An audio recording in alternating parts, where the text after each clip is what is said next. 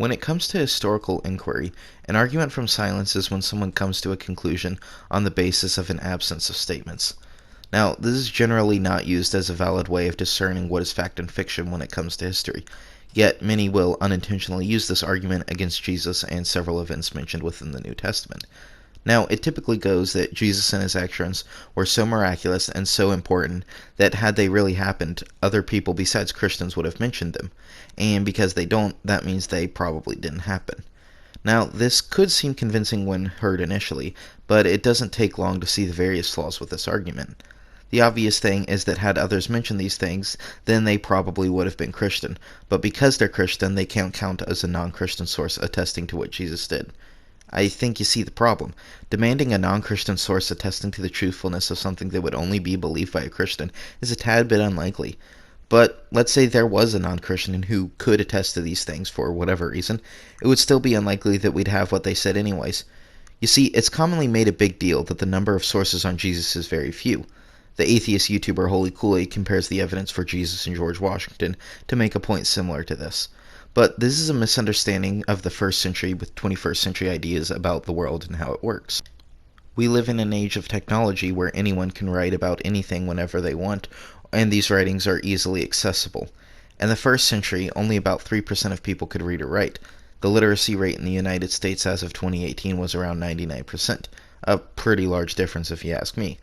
But the amount of people that could read wasn't the only drastic difference. The amount it cost to write was much more expensive in the ancient world as well. It was also a much more tedious process, as people typically wrote on the uncomfortable floor without tables. And finally, in the span of 20 centuries, many works and writings have been lost to history. A famous Christian example is the 5-book work of Papias of Hierapolis, known as Expositions of the Sayings of the Lord. This is only preserved in small excerpts from other works, and the original text has been completely lost to history. So, getting back to the original point, even if we did have some sort of non-Christian who thought these miracles and teachings were completely historical, the chances are they couldn't read or write, they didn't have a lot of money to spend on writing anyways, they didn't have a lot of time to work on writing even if they did have the money and the reason to do so, and whatever they wrote could have very easily been lost to history anyhow. Another important thing to remember is that different authors had different ideas about what was worthy of attention. The Hellenica Oxyrhynchia, which I'm almost certainly butchering, focuses heavily on the naval war of 396 BC, whereas Xenophon only mentions it in passing. But if you think this is the biggest problem with this argument from silence, then you'd be mistaken. I said at the beginning that arguments from silence are typically not used in historical inquiry, and you can see even more clearly why with these examples. The most prominent Jewish writers in the first century, Josephus and Philo, never once mentioned the expulsion of the Jews in AD 49. It is only mentioned by Suetonius and Luke. Speaking of Josephus, he was the only one that mentioned Herod Archelaus' slaughter of the Jews and his cancellation of Passover, an event which would have affected tens of thousands. The eruption of Mount Vesuvius would have been an even bigger event, as this is one of the biggest natural disasters in human history. It is estimated to have killed between 10 to 60,000 people and affected hundreds of thousands, many of which who were rich and wealthy. Yet, we only have one ancient source, and it isn't contemporary, as it was written decades after the fact, and it's not even in a work of history. The source is a private letter from Pliny the Younger to Tacitus, and Pliny only mentioned it in the first place because the eruption killed his uncle, and Tacitus was wondering how he died. Diodorus wrote our earliest source on Alexander the Great. So when did he write it? Was it contemporary, or was it written a few years later? Or maybe a decade later? A few decades later? A century? Try around 300 years. Now, we obviously have evidence for Alexander's existence through other means, such as coins. But if we didn't, then using these same arguments of silence directed towards Jesus in the Bible, we could reasonably conclude that Alexander the Great was just fiction. Thucydides never mentions Socrates, despite him being one of the most prominent people in Athens during the years covered in his work. Thucydides himself isn't mentioned by Xenophon or Aristotle in their works. In Eusebius's biography on the Emperor Constantine, he fails to mention the death of Constantine's wife and son. Marco Polo never mentioned the Great Wall of China. Ulysses S. Grant wrote in a diary during the Civil War, yet never mentions the Emancipation Proclamation. And speaking of diaries, Dr. Mike Licona used his grandfather as an example. Albert Weibel lived during World War I and kept a diary entry every day, yet never mentioned the war even once.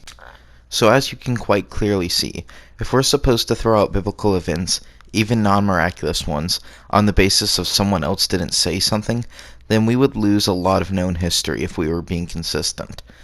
Now, another claim against the reliability of the Gospels is that they follow a pattern of development. Starting with Mark, Jesus is just a teacher who does a few miracles. But as time goes on, Jesus' teaching and power increases, until the Gospel of John, where Jesus is literally God himself. But this claim isn't entirely accurate. Now, Mark is usually the starting point because this is generally agreed to have been written first, but the reason it's usually seen as the earliest is because it is the quote-unquote least developed.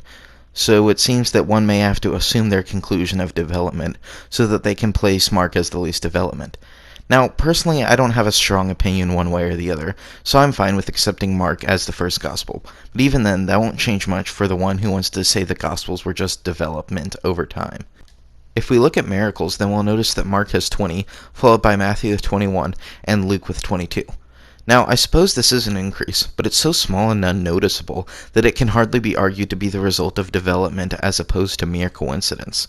But what about John? Isn't that the most developed gospel? Well, definitely not in miracles, as John's gospel has a mere 8, which isn't exactly the development you would expect under this theory if it happened to be true. But what about the argument that Jesus is only portrayed as God in John's gospel? Well, this is also quite easy to deal with. All we have to do is read Mark, which is seen as the first, and see that it portrays Jesus as God as well, and it won't take you long to figure that out either. In Mark chapter 1, verses 2 to 3, Mark quotes Malachi and Isaiah in reference to John the Baptist preparing the way of Jesus. Yet, in the Old Testament, this mysterious messenger is preparing the way of Yahweh. So, as we can see, Mark literally starts his gospel by telling the reader that this coming of Yahweh is in fact Jesus, thus equating Jesus to Yahweh. Now, as much as I'd love to go into more detail and talk about other passages within the Synoptics, and I probably will in the future, for the sake of time I will limit myself to this one passage, as it gets the point across pretty well, and it shows that it takes very little time to see Mark portray Jesus as God himself. Now, the last accusation of development is that Jesus' resurrection goes from briefly mentioned visions in Paul's letters to complete accounts of physical resurrection with very much detail in the later Gospels. Now, the most obvious problem with this is that it confuses Paul's intentions. Paul's letters were never biographies of the life of Jesus, but letters regarding various subjects that can be broadly described as Christian theology.